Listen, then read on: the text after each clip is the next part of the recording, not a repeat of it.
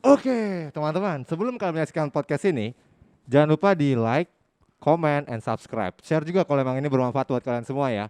Buat kalian yang ngaku anak kreatif, jangan ngaku anak kreatif kalau belum pernah cobain sensasi bekerja atau berkarya di Mula Indonesia. Oke, kalau perlu berlama-lama, this is it, Slebeo. Yo, selamat datang di Asik Podcast. Yeay, balik lagi bersama gua Kevin. Gua enggak. Kita masih akan membahas dunia Perlendiran. Pelendiran, gokil. Mas, ini kita emang harus pakai masker gini ya? Harus, karena ini protokol kan. Protokol. Jadi mulai Indonesia Jangan dibalik ya. apa? Protokol. Prolokot. Mas Angga, udah lama kita nggak bikin konten kayak gini. Iya udah. Terakhir kita bahas apa waktu itu?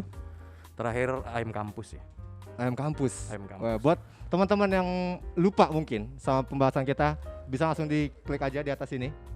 Ini ada episode kemarin waktu ayam kampus dan itu view-nya ramai banget. Jadi kalian jangan sampai nggak menonton, nanti bakal menyesal seperti itu ya.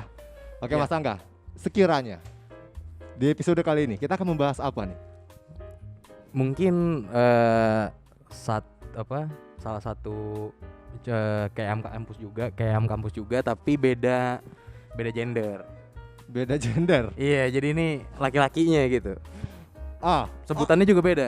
Ada emang. Ada Apa? kucing kampus. Wih deh, kucing kampus. Gokil loh. Emang maksudnya gini, sistem kerjanya pun sama. Sistem kerja sama, cuman yang ngebedain kan biasanya kalau kucing bisa segala cara, segala pelanggan lah. Oke. Bisa cewek bisa cowok juga gitu. Wih, ntar dulu. Berarti si kucing ini juga ada target marketnya buat cowok. Ada target marketnya buat cowok, dan dari beberapa waktu gue satu itu gue penelitian kebetulan memang dia bisex gitu. Wih. Jadi dia biseksual, bisa ke cewek bisa ke cowok juga. Cuman memang rata-rata menurut pengalaman dia dan di lingkungan dia, kebetulan responden gue itu dia kebanyakan teman-temannya dan dia juga termasuk yang sama laki-laki kebanyakan gitu. Jadi Red harganya beda nggak buat dia sama cowok sama enggak ke sih, cewek? enggak jauh berbeda lah. Cuman kalau laki-laki nggak terlalu picky. Picky itu apa? Pemilih. Oh, apa aja Milih-milih. disikat? Apa aja disikat. Karena apa? Ini kebalikannya. Kalau misalnya ayam kampus itu bisa jadi bukan bisa jadi, beberapa ada yang merekanya yang picky gitu buat nyari pelanggan. Oh, Jadi nggak cuma masalah uang nih gitu. Oh, masalah tes juga, masalah selera juga. Iya. Dan kalau biasanya kalau misalnya pelanggannya yang picky kalau untuk ayam kampus, karena memang level uangnya, finansialnya tinggi, jadi dia bebas lah gitu. Oke. Tapi kalau misalnya kucing, ini lebih ke arah pelakunya, si kucingnya ini yang picky gitu. Oke. Karena apa? Ya karena salah, maksud gua bukan kucing yang picky. Kan kalau ayam kampusnya Ayam yang kampusnya yang picky. milih-milih siapa pelanggannya. Gue jadi bingung gini sih. Nah, diulang. iya diulang. Nih kalau ayam kampus, Hmm. ayam kampusnya yang picky. Oke. Tapi kalau kucing justru customernya yang picky. Dan terutama mungkin yang cewek, ya yang beda gender sama dia gitu. Karena kenapa? Karena lebih spesifik. Kalau cewek tuh ngeliat ke cowok gitu. Kebanyakan yang mungkin yang badannya fit gitu. Oke. Mungkin keker, six pack dan sebagainya dan terawat. Berarti Gitu. kalau cowok nih mau yang let's say konsumennya itu masih muda atau udah tua, mau cewek mau cowok dihajar aja. Dihajar aja. Jadi tapi ini sama sih sebenarnya dengan ayam kampus ya. Jadi customernya hampir tidak ada, bukan nggak ada nih, hampir tidak ada dan jarang sekali yang di seumuran ataupun di bawah dia. Biasanya Gitu. paling Biasa jauh lebih tua. Mungkin minimal 5 tahun lah, beda 5 tahun atau beda 10 tahun, mungkin 8 tahun. Oke. Gitu. Tapi ini menariknya nih, kok gini ya. Kalau cewek, let's say cewek nih, ayam kampus. Kita tahu lah job desk dia itu ditusuk ya. Iya. Ya kan? Job Yeah. desk ditusuk dong. Nah, Yeah. sementara kan kalau kucing dia bisa punya dua dua job desk tuh, entah dia yang nusuk atau dia yang ditusuk. Itu gimana? Apakah emang ada klasifikasi sendiri atau satu orang bisa aja tuh dia jadi yang nusuk atau dia jadi yang ditusuk? Ya makanya tergantung dari customernya, makanya gue bilang dia bisa biseksual ketika memang dia mungkin sesama cowok gitu, sesama laki-laki, mungkin homoseksual, ya kebetulan ketemunya laki-laki, ya dia pasti yang ditusuk. Oh, tapi kan ada juga kan Atau misalnya mungkin dia tergantung role-nya, cuman pasti dia punya role sendiri. Kan kalau orang gitu kan pasti punya sinyal tersendiri ya. bottom atau top gitu. Yang gue kan. tahu itu kan dia punya sinyal sendiri. Jadi dia udah tahu lah ini apa market gua apa bukan. Gitu. Oke. Begitupun juga dengan customernya, ini apa bisa masuk ke kategori yang memuaskan gua apa enggak. Oke. Coba sebentar. Mas Bayu sini deh. Sini sebentar. Belum sini. Pakai maskernya. Nah, nih Mas Bayu ini kan top. Dulu bottom atau top sih? Dia top. Selama ini dia top ya. Pantesan pas kemarin dari episode pertama kayaknya nggak tertarik gitu. Kalau yang ini dia Yang ini excited ya. Dia nungguin loh. Iya benar. Parah. Jadi bottom atau top? Oh nggak bisa jalan. Iya. Enggak. Bercanda tuh ya bercanda. Mas Bayu normal. Kalau depan kamera ya. Terus Enggak normal, Mas Bayu normal. Oke, berarti sekarang gini, Mas Angga berarti waktu itu waktu melakukan penelitian Ya. tentang berbau-bau dunia ini. Ya. Ada respondennya juga kan pasti. Ada respon ini. Nah, dia itu yang Tapi lebih ke arah dia informan sih. Kalau gue yang Oh, kalau yang oke. kucing itu informan. Jadi sebagai data pendukung gue oke. buat membedakan apa yang membedakan gender laki-laki dan perempuan ketika terjun di dunia prostitusi gitu. Oke. Nah, tapi dia yang ditusuk atau yang nusuk? Kalau buat sesama jenisnya. Kalau yang sama jenisnya dia yang ditusuk. Kalau Oke. gue, kalau yang responden gue ya bukan guanya. Responden gue maksudnya. Jadi Elunya juga enggak apa-apa sih. enggak dong, jangan dong. Oke. Ngaku. Enggak dong. Nah, jadi intinya gitu. Bencong lu. Apa namanya dia dia yang ditusuk dan dia yang apa namanya role sebagai si ceweknya lah ibaratnya kalau sama sesama jenis. Looks-nya gimana? Looks-nya dia bebancian kah atau literally ya kayak cowok normal? Kalau bisa dibilang sih nggak bebancian tapi lelaki ini ya metroseksual gitu ya. Metroseksual. Yang memang terawat, ya bisa dibilang jauh lebih ganteng dibanding gua. Oke. Bersih pula, wangi gitu. Terus kayak ya pemakaian dari baju, tas dan sebagainya, pemilihan pemakaian tuh lebih Mix and match-nya oke. Ini sekali lagi bukan generalisasi ataupun judgement ya, cuman kebetulan responden gue yang seperti itu gitu. Dan beberapa temannya ketika gue wawancara apa namanya dia menjelaskan juga beberapa tipe teman-temannya itu juga sama gitu. Dan tapi bukan berarti semua laki-laki itu yang metroseksual tuh kayak gitu, enggak ya. Jadi gue menjelaskan ini by penelitian gue gitu, bukan apa namanya pendapat gue apa gimana, enggak gitu. Coba kita masuk ke ini aja Mas. Cara membedakan Membedakan apa nih? membedakan mana kucing kayak kemarin kita bilang tuh. Kita kan ada pembedaan mana ayam, mana bener gitu. Iya. Mana bukan ayam, bukannya bener ya. Mana ayam, mana yang bukan ayam gitu. Iya. Nah, ini gimana cara bedanya Mas? Kalau apakah dari segi penampilannya kah atau gerak-geriknya kah? Atau maksud gue gini, mereka tuh masarin diri mereka tuh di mana gitu? Apakah ada komunitasnya sendiri atau kalau open BO jelas lah ya, misalnya kita sering lihat tuh, tapi gue jarang nemuin yang cowok. Oke. Gitu. Atau mungkin gue yang nge-search nggak terlalu dalam atau gimana, tapi setiap gue lihat di Twitter, nah itu pasti open BO real alpha itu semua rata-rata cewek gitu. Gue jarang ketemu yang cowok. Iya, kalau permasalahan pemasarannya lewat mana, kemana, terus melalui siapa, pasti sama kayak yang kampus juga gitu. Jadi memang ada beberapa cara dia bisa melalui orang. Orang tuh maksudnya penghubung lah gitu. Mediatornya gitu. Karena memang mungkin dia dulu mantan pelaku juga, atau memang dia memang dari awalnya mungkin ya, kebanyakan tuh kan kalau di prostitusi itu punya balas jasa gitu, punya utang jasa dan sebagainya, sehingga mau nggak mau dia harus melakukan itu, mencari orang dan sebagainya, dan kebetulan kemampuan meyakinkannya juga baik gitu, jadi rata-rata orang gitu, jadi orang lain juga percaya sama dia. Dan ada juga yang individu gitu, memang maksudnya tahu cuma sekedar informasi awal ya, terus akhirnya dicoba, dia ternyata bisa, dan dia merasa wah kayaknya kalau mungkin tante-tante atau gimana ani-ani itu tertarik sama dia, ya udah dia akhirnya pede buat melakukan itu dan akhirnya itu works gitu. Ketika itu bekerja ya udah pasti ketagihan gitu karena kan uangnya kan secara cepat gitu. Dan sisanya ya pasti agensi yang bisa melalui orang juga ataupun underground gitu. Itu yang paling umum lah dilakuin sama orang-orang tuh melalui underground yang agensi.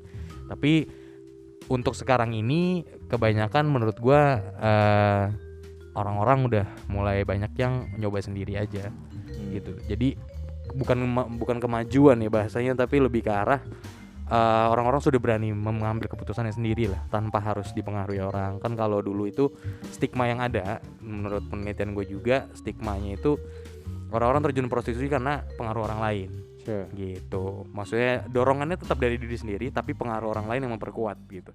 Tapi kalau ini memang ada yang memperkuat karena dia dari diri sendiri pun gitu. Karena dia udah tahu wah ini kayak arahnya bisa buat gue mendapatkan uang nih gitu. Dan kebetulan gue juga good looking dan sebagainya, ngefit juga badan gue, kayak gue disukain sama tante-tante.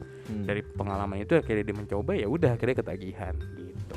Oke. Mas Angga, klasifikasi kucing ini apakah? Jadi gini, gue punya beberapa teman-teman gue yang let's say main sama tante-tante. Yo. Tapi dia nggak begitu. Just cuma buat nemenin makan, nemenin belanja. Oke. Jadi dia nggak sampai begitu. Oke. Nah, itu klasifikasi kucing juga atau tidak? Ini sebenarnya agak lebar ya kalau misalnya ngomongin prostitusi itu memang banyak jenisnya, banyak model bisnisnya gitu, dan model penjualannya juga beda-beda gitu. Tapi kalau misalnya tidak berhubungan dengan tidak berhubungan badan dan sebagainya, ngewek misalnya, itu ada sebutan lain biasanya gitu. Jadi tergantung pada brondong gitu ya. Iya, jadi dia sebenarnya jatuhnya kayak apa ya? Bukan open BO, tapi gue nggak tahu sih sebutan aslinya apa, tapi itu pasti jelas beda gitu. Karena teman gue pun juga ada yang kayak gitu dan memang bertahan sampai di situ. Maksudnya bertahan dalam arti tetap ada uang dan sebagainya, cuman nggak ada hubungan seksual gitu. Dan itu terjadi terus gitu. Maksudnya sampai temen gue pun tidak mau menerima uang dan sebagainya, tetap dipaksa dan sebagainya. Dan memang kadang-kadang itu dorongan itu ada yang memang si konsumen ini atau tante-tante ini kalau untuk kucing ya memang willing aja ngasih gitu. Willing ngasih dan sebagainya biasanya ya karena mungkin anaknya sudah jauh atau misalnya dia nggak punya anak dan sebagainya, terus jadi dia hidupnya sendiri atau gimana, memberikan perhatian itu kepada yang dia anggap anak ya untuk ngasih uang gitu. Oke. Mas Angga, ini insight-nya udah banyak banget sebenarnya. Jadi teman-teman gue harapin juga tahu gitu kalau ada juga loh model bisnis yang seperti ini. Betul. Jadi kan mereka bisa berhati-hati ya. Yang kalau gue bukan lebih ke arah berhati-hati, berhati-hati itu kan seakan-akan gue jadi mentakut-takutkan seseorang bahwasannya entah pacar lu, entah pasangan lu atau suami atau istri lu nanti bisa terjun ke dunia kayak gitu, enggak sih.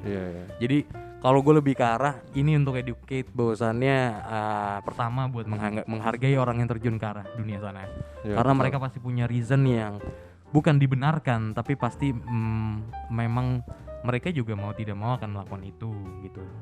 Di dalam keadaan yang ketika mereka terdesak, akhirnya mereka memilih itu, dan pilihan yang dihadapi adalah kebetulan yang muncul adalah untuk terjun di dunia prostitusi gitu. Tapi selain itu, buat pengetahuan kita juga, selagi kita tahu bukan kita takut, tapi buat untuk kita lebih ke arah menghargai. Pertama menghargai orangnya, kedua ya udah pasti kita nggak jadi lebih ke edukasi gitu, bahwasannya dunia prostitusi luas dan tidak melulu negatif dalam arti maksud gue adalah niatan seseorangnya gitu. Karena ya balik lagi, kalau misalnya dari episode yang sebelumnya, responden gue, informan gue itu nggak ada yang mementingkan pendidikannya nomor satu, dan mereka tetap hidup dengan cara yang normal gitu loh, berpendidikan tinggi, bekerja, berkarir dan sebagainya. Luar biasa. Jadi nggak cuma sekedar uangnya doang gitu. Tapi kan ini gak sih Nyet, maksudnya kalau lu punya cewek nih, terus tiba-tiba cewek lu selingkuh sama sesama jenis gitu, sakit gak sih lu gitu? Maksud gue sakitnya double gak sih?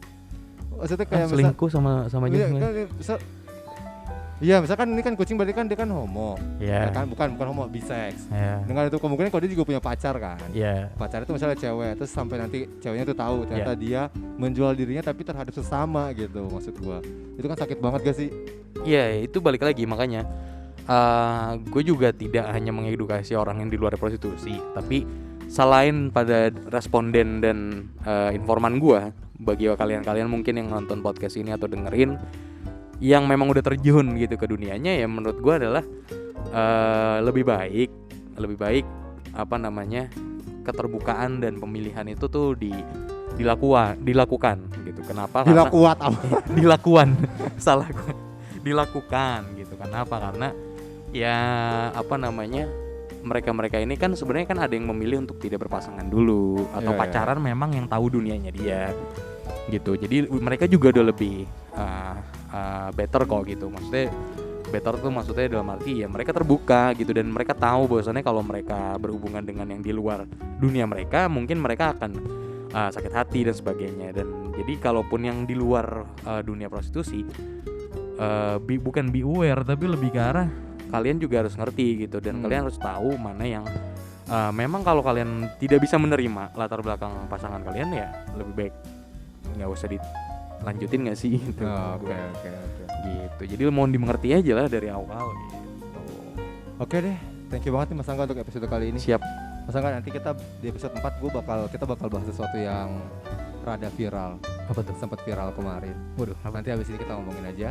Oke, Jadi siap. ini episode 4 ini gue yakin bakal menarik banget. Yang viral-viral apa nih? Gue Ada. deg-degan gitu. Kalau yang viral gue ngerinya gue yang ikut viral juga. Ini episode 4 habis ini.